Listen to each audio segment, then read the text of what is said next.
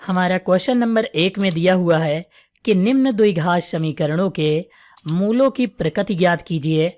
यदि मूलों का अस्तित्व हो तो उन्हें ज्ञात कीजिए। तो सबसे पहले हम मूलों की प्रकृति ज्ञात करने के लिए कुछ तथ्य बता देते हैं।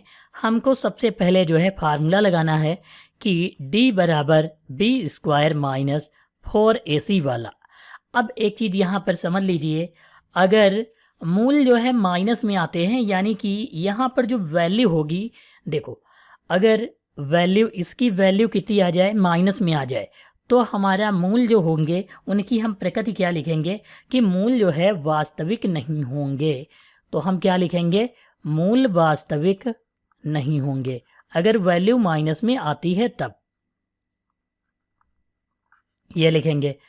अगर यहाँ पर वैल्यू जो है बराबर आ जाए यानी कि इसके बराबर में 0 होता है, अगर दोनों वैल्यू जो है बराबर में आ जाए जैसे मान लो, तब हम लिखेंगे मूल वास्तविक और समान होंगे। अगर मूल कैसे आ जाए, बराबर आ जाए, तो हम क्या लिखेंगे, मूल वास्तविक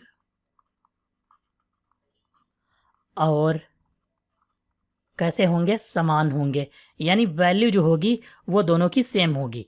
तीसरा है अगर मूल प्लस में आ जाए यानी कोई भी वैल्यू आ जाए, तो हम जो है इसके लिए क्या लिखेंगे, मूल जो है वास्तविक होंगे लेकिन भिन्न होंगे। मूल वास्तविक होंगे और क्या होंगे, भिन्न होंगे। ये हम जो है मूलों की जो है प्रकृति को लिखेंगे।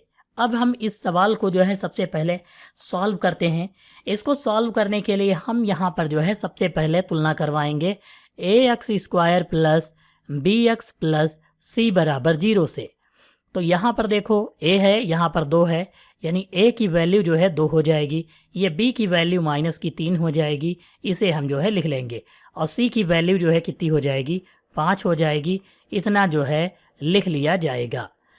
अब इस वाले फार्मूले में हमें मान रखना है d बराबर b² माइनस 4ac में।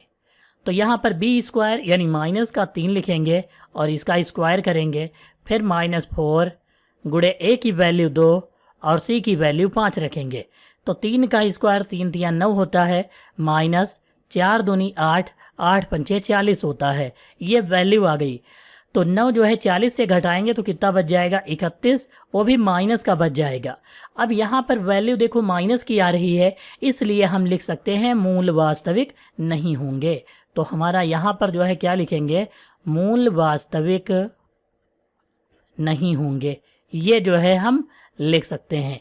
अब एक चीज़ देखिए, जब मूल वास्तविक नहीं है, ये तो प्रकृति हो गई, तो यहाँ पर कहा मूलों का अस्तित्व हो तो मूल भी ज्ञात करना है, लेकिन यहाँ पर मूलों का तो अस्तित्व ही नहीं है, यानी वास्तविक ही नहीं है, इसलिए हम इसके मूल जो है नहीं ज्ञात करेंगे।